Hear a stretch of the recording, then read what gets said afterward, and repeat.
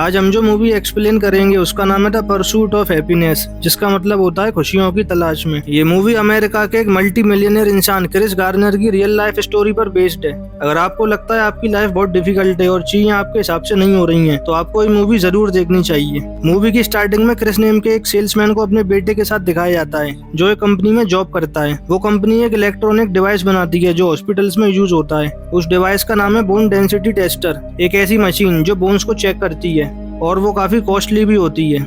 एक दिन क्रिस के दिमाग में एक आइडिया आता है। वो देखता है इस डिवाइस में प्रॉफिट काफी अच्छा मिलता है, पर कंपनी उसे एक मशीन सेल करने पर काफी कम कमीशन देती है। इसलिए वो अपनी जिंदगी का एक बहुत बड़ा फैसला लेता है। वो जॉब क्विट कर देता है। हालांकि उसके फाइनेंशियल कंडीशन ज्यादा अच्छी नहीं होती है, फिर भी वो अपने डिसीजन पर कायम रहता है और अपनी जिंदगी की सारी सेविंग्स उस मशीन में इन्वेस्ट कर देता है। वो बल्क में उस मशीन को बाई कर लेता है क्योंकि क्रिस हमेशा से लाइफ में एक बड़ा आदमी बनना चाहता था और खुद के दम पर कुछ हासिल करना चाहता था। पर क्या क्रिस ने जैसा सोचा था वैसा होता है? ये जानने के लिए आपको ये वीडियो एंड तक देखनी पड़ेगी। नेक्स्ट सीन में दिखाते हैं क्रिस उस मशीन को बेचने के लिए कई हॉस्पिटल्स में ट्राई करता है, पर वो नाकाम रहता है क्योंकि मोस्टली डॉक्टर्स का यही कहना होता है मशीन बहुत कॉस्टली है और इसकी रिक्वायरमेंट भी कुछ खास नहीं है। इससे क्रिस को पता चलता है उसका ये मशीन सेल करने वाला आइडिया पूरी तरह से फ्लॉप हो गया है। उसे कम से कम एक महीने में 2 मशीन बेचने की जरूरत थी जिससे वो अपने घर का खर्चा चला सके, पर मशीन ना बिकने की वजह से क्रिस की फाइनेंशियल कंडीशन बहुत खराब हो जाती है और सारा बर्डन उसकी वाइफ लिंडा पर आ जाता है।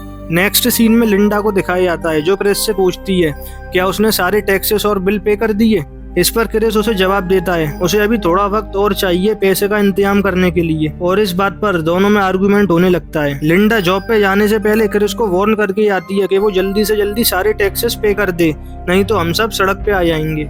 लिंडा के जाने के बाद क्रिस काफी टेंशन में आ जाता है और ध्यान हटाने के लिए रूबिक क्यूब सॉल्व करने लगता है और इजीली उसे सॉल्व भी कर लेता है। अगले सीन में क्रिस वो मशीन लेकर अपने वही डेली रूटीन वाले काम से जा रहा होता है। तभी उसे एक शानदार कार दिखती है जिसमें से एक जेंटलमैन बाहर आता है। क्रिस मशीन नीचे रखकर उससे पूछता है sir I want to know, मतलब मुझे जानना है। What you do for living, मतलब आप क्या करते हैं और कैसे करते हैं अपने शानदार लाइफस्टाइल को मेंटेन करने के लिए। वो जेंटलमैन मुस्कुराता है और क्रिस से कहता है वो एक स्टॉक ब्रोकर है। क्रिस इससे पूछता है इसके लिए हाई लेवल की एजुकेशन चाहिए होती है क्या। वो आदमी उसे कहता है ऐसा जरूरी नहीं है, बस आपके पास एक अच्छी अप्रोच होनी चाहिए और स्किल्स होनी चाहिए। इतना कहकर वो जेंटलमैन एक एमएनसी यानी मल्टीनेशनल कंपनी के अंदर चला जाता है और क्रिस देखता है उस कंपनी से जितने भी लोग बाहर आ रहे होते हैं वो सब बहुत खुश हैं, साथ ही वेल ड्रेस्ड भी हैं। क्रिस को भी अपनी लाइफ में इन्हीं खुशियों की तलाश होती है। वो डिसाइड करता है वो भी एक स्टॉक ब्रोकर बनेगा और बहुत लगन से काम करेगा। क्रिस जब घर आता है तो वो अपनी वाइफ से कहता है उसे स्टॉक ब्रोकर बनना है और अपनी लाइफ में सक्सेसफुल होना है, पर उसकी वाइफ लिंडा उसका मजाक उड़ाती है। वो कहती है मशीन तो तुमसे बेची नहीं आ रही, पर सपने आसमान छूने के हैं। आज स्टॉक ब्रोकर और कल चांद पर चले जाना। इस सीन के बाद दोनों के बीच तनाव बढ़ता रहता है और एक दिन ये आलम होता है लिंडा क्रिस का साथ छोड़ देती है। वो अपने बेटे को लेकर यूरोप जा रही होती है क्योंकि उसे वहाँ वेट्रेस की जॉब के लिए ऑफर आया था। क्रिस उससे मिलता है और कहता है वो उनके बेटे को उसके पास छोड़ जाए क्योंकि क्रिस अपने बेटे जिसका नाम क्रिस्टोफर होता है उससे बहुत प्यार करता है। लिंडा उसकी बात मान लेती है और उन दोनों को छोड़कर यूरोप चली जाती है। अब यहाँ से क्रिस की लाइफ का सबसे बड़ा स्ट्रगल स्टार्ट होता है। नेक्स्ट सीन में दिखाते हैं क्रिस का लैंडलॉर्ड उसको घर खाली करने के लिए बोल रहा होता है क्योंकि उसने कई महीनों से घर का रेंट नहीं दिया होता है। क्रिस उससे काफी रिक्वेस्ट करता है जिससे वो उसे 1 हफ्ते का टाइम और दे देता है, पर बदले में क्रिस को पूरा घर पेंट करना होगा। अब दिखाते हैं क्रिस ने स्टॉक ब्रोकर की जॉब के लिए अप्लाई कर दिया होता है और कल उसका इंटरव्यू होने वाला है। वो घर को पेंट कर ही रहा था तभी डोरबेल बजती है और बाहर 2 पुलिस ऑफिसर्स आए होते हैं क्रिस को अरेस्ट करने के लिए क्योंकि उसने कुछ दिन पहले पार्किंग की फीस नहीं भरी थी और वहां से ऐसे ही चला गया था। पुलिस स्टेशन जाने के बाद क्रिस फाइन भर देता है और ऑफिसर से रिक्वेस्ट करता है कल उसका जॉब इंटरव्यू है, प्लीज उसे जाने दिया जाए। पर कानून के कुछ प्रोसीजर्स होते हैं, उनके अकॉर्डिंग क्रिस को नेक्स्ट डे ही बेल मिलेगी। अब क्रिस पूरी रात लॉकअप में अपने जॉब इंटरव्यू के बारे में ही सोच रहा था। सीन शिफ्ट होता है, सुबह होती है, क्रिस को बेल मिल जाती है और वो सीधा अपने जॉब इंटरव्यू के लिए चला जाता है क्योंकि क्रिस के पास इतना टाइम नहीं होता कि वो घर जाए और कपड़े चेंज कर सके। अब दिखाते हैं क्रिस इंटरव्यू देने आ जाता है पर उसका हुलिया बहुत ही खराब होता है। उसने सैंडो बनियान के ऊपर जैकेट पहनी होती है, साथ ही उसके लोअर और पूरे कपड़ों पर थोड़ा पेंट भी लग रहा होता है क्योंकि अरेस्ट होने से 1 दिन पहले वो घर पेंट कर रहा था और जेल से निकलने के बाद इतना टाइम भी नहीं था कि वो कपड़े चेंज कर सके। क्रिस बहुत ही असमंजस में पड़ जाता है कि वो ऐसी हालत में इंटरव्यू दे या नहीं। हालांकि क्रिस एक बहुत मेहनती इंसान होता है, वो जिस काम को भी करता है पूरी शिद्दत के साथ करता है, पर उसकी किस्मत उसका साथ नहीं दे रही होती है। तभी हम देखते हैं एक ब्यूटीफुल लेडी वहां आती है और नेम लेती है क्रिस गार्नर। नेक्स्ट इंटरव्यू अब क्रिस का होता है। वो 2 सेकंड सोचता है और फिर कॉन्फिडेंटली खड़ा होकर उस लेडी के साथ वॉक करते हुए जाता है। ये मूवी का one of the best scene होता है। क्रिस जब केबिन में पहुंचता है उसके सामने 4 बॉसेस होते हैं। वो उसके अपीयरेंस को देखकर थोड़ा हैरान हो जाते हैं, क्योंकि इतनी बड़ी कंपनी में कभी कोई इस तरह से इंटरव्यू देने नहीं आया था। क्रिस सबसे हैंडशेक करता है, फिर वो सबको बताता है आधे घंटे से वो बाहर यही सोच रहा था कि अपने इस अपीयरेंस के लिए क्या बहाना बनाए, पर सच तो यह है वो सीधा जेल से आ रहा है। इस पर वो बॉसेस उससे पूछते हैं ऐसा क्यों? तब क्रिस बताता है उसने पार्किंग टिकट पे नहीं करी थी। इस पर वो सभी रिएक्ट करते हैं, क्या बस एक पार्किंग टिकट? क्योंकि उन सब के लिए वह एक बहुत छोटी चीज होती है। अब क्रिस का इंटरव्यू स्टार्ट होता है और सब उससे पूछते हैं वो कहाँ तक पढ़ा है और क्या करता है एक्सेट्रा। क्रिस बताता है वो 12th पास आउट है और उसने 4 साल नेवी में भी सर्व किया होता है। वो अपनी साइड से बेस्ट ट्राई करता है सबको इम्प्रेस करने के लिए, पर कुछ खास इम्प्रेस कर नहीं पाता। वो सबसे कहता है अगर उसे चांस मिला तो वो पूरी मेहनत और लगन के साथ काम करेगा। इस पर एक बॉस उससे पूछता है अगर हम इस कंपनी में एक ऐसे कैंडिडेट को रखें जो इंटरव्यू देने शर्ट पहनकर ही ना आया हो, तो इस पर तुम्हारी क्या राय होगी? वो क्यों सेलेक्ट हुआ होगा? क्रिस जवाब देता है जरूर उसने बहुत ही अच्छी पैंट पहनी होगी। इस पर चारों बॉसेस हंसने लगते हैं और थोड़ा बहुत इम्प्रेस हो जाते हैं। अब वो क्रिस को सेलेक्ट तो कर लेते हैं, पर उसे बताते हैं 6 मंथ्स तक पहले उसकी इंटर्नशिप होगी और उसे इस पीरियड में कोई सैलरी नहीं मिलेगी। 20 में से सिर्फ एक कैंडिडेट ही इंटर्नशिप के बाद इस जॉब के लिए सेलेक्ट होगा। ये सुनने के बाद क्रिस उन सबसे कहता है वो सोच कर बताएगा। इंटरव्यू खत्म होने के बाद क्रिस एक बॉस से बात कर रहा होता है। दरअसल क्रिस उसे पहले से जानता था और उससे कई महीनों से इस जॉब के लिए रिक्वेस्ट कर रहा था। वो बॉस क्रिस से कहता है तुम इतने टाइम से मुझे अप्रोच कर रहे थे, जब तुम्हारी जॉब लग गई तो तुम कह रहे हो कि सोच कर बताओगे। क्रिस उससे कहता है इस जॉब में 6 मंथ्स तक कोई सैलरी नहीं मिलेगी, साथ ही 20 में से सिर्फ एक ही कैंडिडेट को परमानेंट प्लेसमेंट मिलेगी। वो बॉस उसे बताता है एक बहुत बड़ी स्टॉक मार्केटिंग कंपनी है और क्रिस के पास गोल्डन चांस है अपने आप को प्रूव करने का, और अगर वो ये जॉब नहीं करना चाहता तो कल सुबह तक बता दे, जिससे वे दूसरे कैंडिडेट को सेलेक्ट कर सकें। नेक्स्ट सीन में दिखाते हैं क्रिस घर बैठकर सोच रहा होता है और वो डिसाइड कर लेता है कि वो ये जॉब करेगा। इसी बीच वह अपना घर शिफ्ट कर लेता है और एक सस्ते घर में रहने लग जाता है। अब वो इंटर्नशिप करने लगता है, साथ में अपनी मशीन्स भी बेच रहा था। लकीली वो कुछ मशीन सेल करने में कामयाब हो जाता है और इतने पैसे जमा कर लेता है जिससे उसका 6 मंथ्स का खर्चा चल सके जब तक उसकी इंटर्नशिप है। सारी चीजें ट्रैक पर आ ही रही होती हैं, तभी क्रिस को एक लेटर मिलता है गवर्नमेंट की साइट से, जिसमें लिखा होता है उसने काफी लंबे टाइम से टैक्सेस पे नहीं करे, जिस वजह से उसके अकाउंट में जितने भी पैसे हैं सब डिडक्ट कर लिए गए हैं और अब उसके अकाउंट में 0 बैलेंस है। ये देखकर क्रिस के पैरों तले जमीन ही खिसक जाती है। अब उसके पास कुछ नहीं बचा होता, न सेविंग्स न कैश, और सैलरी तो उसे मिल ही नहीं रही थी।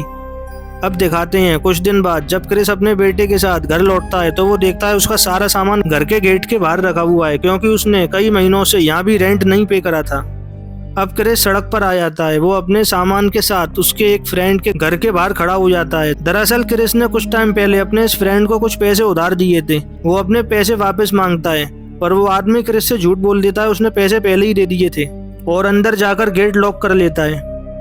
अब क्रिस अपने बेटे को लेकर वहां से चला जाता है। वो एक मेट्रो स्टेशन जाता है और सोचता है अब वो क्या करे, कहाँ जाए, और साथ में उसका बेटा भी होता है। वो किसी तरह से अपने बेटे को बहला फुसलाकर मेट्रो स्टेशन के वॉशरूम में ले जाता है। वो अपने बेटे से कहता है ये सब बस एक गेम चल रहा है, और उसे अपनी गोदी में उसी वॉशरूम में सुला देता है।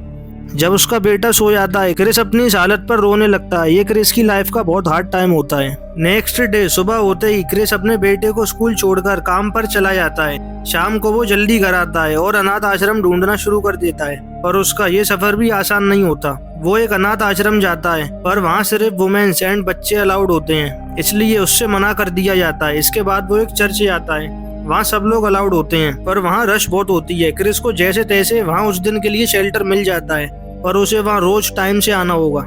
वहाँ का ये नियम होता है जो वहाँ पहले आएगा उसे ही शेल्टर मिलेगा, क्योंकि शेल्टर की भी अपनी एक कैपेसिटी होती है। अब क्रिस ऑफिस से रोज जल्दी घर आने लगता है। वैसे तो उसका ऑफिस 7 बजे तक था, पर वो 5 बजे ही वहाँ से निकल जाता है। इसके लिए वो ऑफिस में पानी तक नहीं पीता, जिससे उसे बार बार वॉशरूम नहीं जाना पड़े और टाइम बच जाए। यहाँ हमें क्रिस की काम के लिए नेक्स्ट लेवल डेडिकेशन दिखती है। वो कॉल्स टाइम से पहले ही कंप्लीट कर लेता है और सारी चीजों को अच्छे से मैनेज कर लेता है, और ये अब क्रिस की लाइफ का डेली रूटीन बन जाता है। अब हम देखते हैं क्रिस के पास बस एक मशीन बची होती है जिसे बेचने के लिए वो काफी स्ट्रगल कर रहा होता है। वो अपने बेटे को बास्केटबॉल खिलाने ले जाता है। वो उसे समझाता है, क्रिस्टोफर कभी किसी को ये मत बोलने देना तुम कुछ नहीं कर सकते। जो लोग खुद कुछ नहीं कर पाते वो तुम्हें बताएंगे तुम भी कुछ नहीं कर सकते हो। अगर तुम्हारे कुछ सपने हैं तो तुम्हें उन्हें पूरा करना होगा और तुम ये कर सकते हो। मुझे पूरा बिलीव है तुम पर। ये बहुत बेहतरीन सीख है इस मूवी की, साथ ही ये जिंदगी का सच भी है। सीन शिफ्ट होता है और क्रिस अपनी मशीन सेल कर रहा होता है और एक डॉक्टर उसकी मशीन खरीदने के लिए रेडी भी हो जाता है।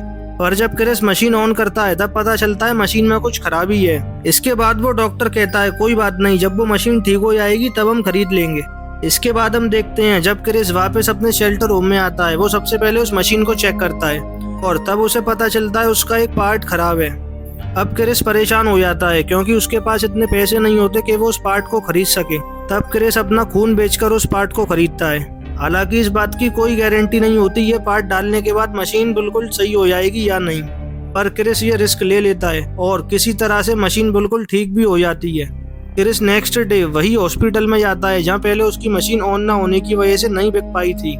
इस बार वो मशीन बिल्कुल ठीक हो जाती है, इसलिए डॉक्टर अपने वादे के मुताबिक उस मशीन को खरीद लेता है। इससे क्रिस के पास कुछ पैसे आते हैं जिससे उसे काफी हेल्प मिलती है। सीन कट होता है और दिखाते हैं क्रिस अपने काम में पूरी मेहनत कर रहा होता है। वो पूरी लगन से काम करता है, दिन भर कॉल्स करता है, पर्सनली लोगों से मिलता है और रात को पढ़ाई भी करता है। उसकी इंटर्नशिप ऑलमोस्ट खत्म होने ही वाली थी, जिसके बाद उसका फाइनल एग्जाम था और 20 लोगों में से सिर्फ एक को ही जॉब मिलेगी। ये पहले ही कंपनी ने बता दिया था।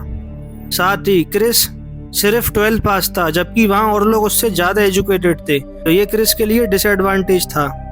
अब क्रिस के एग्जाम का दिन आ जाता है। वो सबसे पहले अपना पेपर कंप्लीट कर लेता है और सबमिट कर देता है। साथ ही एक और पर्सन भी पेपर सबमिट कर देता है, वो भी काफी इंटेलिजेंट होता है। अगले सीन में दिखाते हैं क्रिस को उसके बॉस का कॉल आता है। वो उसे मिलने बुलाते हैं।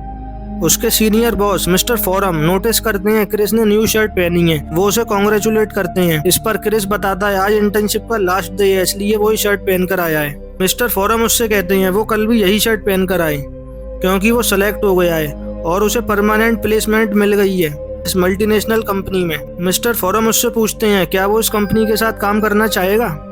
क्रिस बहुत मुश्किल से अपने इमोशंस को कंट्रोल करता है। वो मिस्टर फॉरम से हैंडशेक करता है और अपने आंसू रोकते हुए कहता है हाँ सर, मैं जरूर करना चाहूंगा। क्रिस इस बिल्डिंग से बाहर निकलता है, अपनी जिंदगी के इस पल को द रियल हैप्पीनेस मानता है। वो क्रिस्टोफर के पास जाकर उसे खुशी से हक कर लेता है। फिर क्रिस और उसका बेटा मजाक करते हुए कहीं जा रहे होते हैं। क्रिस को जिन खुशियों की तलाश थी वो उसने आखिरकार हासिल कर ही ली और इस सीन के साथ ही ये मूवी एंड हो जाती है। आगे जाकर क्रिस एक कंपनी खोलता है और उसकी वैल्यूएशन $1 मिलियन में चली जाती है। इस तरह से वो एक मल्टी मिलियनर इंसान बन जाता है।